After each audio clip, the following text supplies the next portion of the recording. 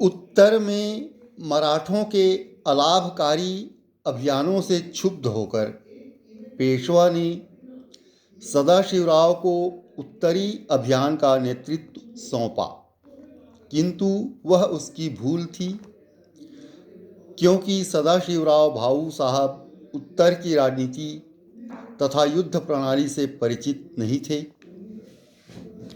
उत्तर के अभियानों के अतिरिक्त दक्कन में उदयगिरी का अभियान भी मराठों के लिए लाभप्रद सिद्ध नहीं हुआ था। इसके कारण मराठों की आर्थिक स्थिति पर बोझ पड़ा था।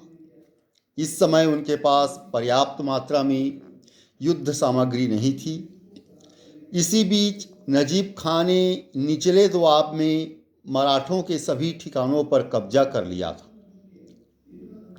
इन सब परिस्थितियों के बावजूद भाऊ साहब ने दिल्ली पर अधिकार करके सबको चकित कर दिया। अफगान भी संधि के लिए सोचने लगे, किंतु पंजाब के कारण कोई समझौता उनसे न हो सका, क्योंकि दोनों ही पंजाब पर अधिकार चाहते थे।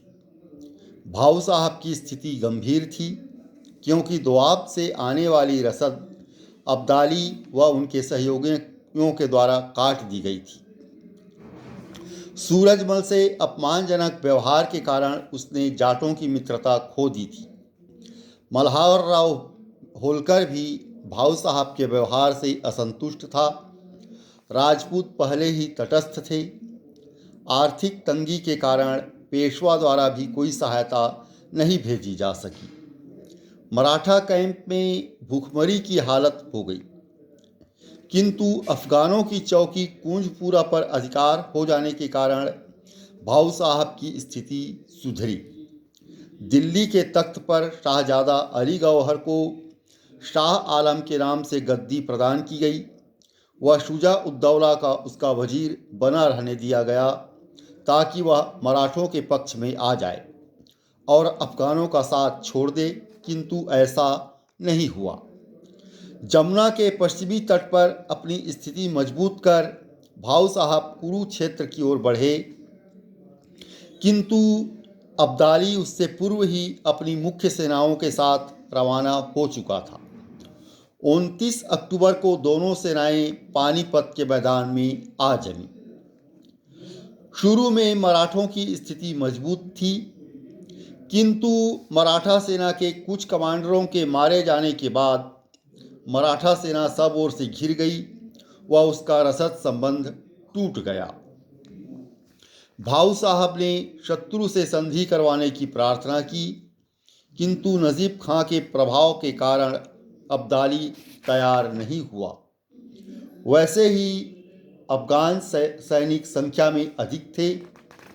घुड़सवारों की एक और टुकड़ी आ जाने से उनकी स्थिति और भी मजबूत हो गई थी।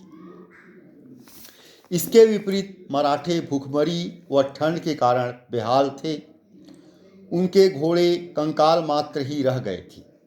समर्थ घुड़सवारों की सहायता के बिना मराठों की भारी तोपें भी बेकार हो गई थीं, जिन पर भाऊ को बड़ा भरोसा था।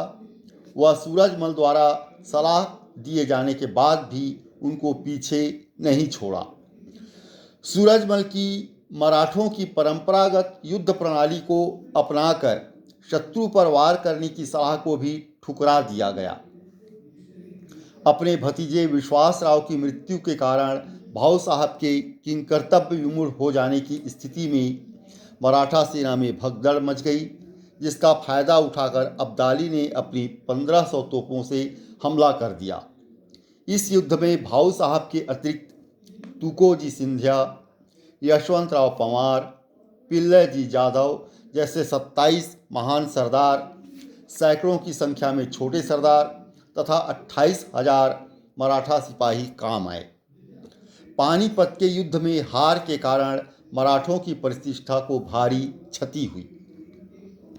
पानीपत के मैदान की तबाही कुछ कम हो सकती थी यदि भाऊ साहब ने किसी सुनियोजित योजना के अंतर्गत काम किया होता या सेना के सभी दस्तों में कुछ सामंजस्य होता। रिजर्व सेना की व्यवस्था किए बिना ही उसने अपनी सारी की सारी सेनाओं को युद्ध की भट्टी में झोंक दिया।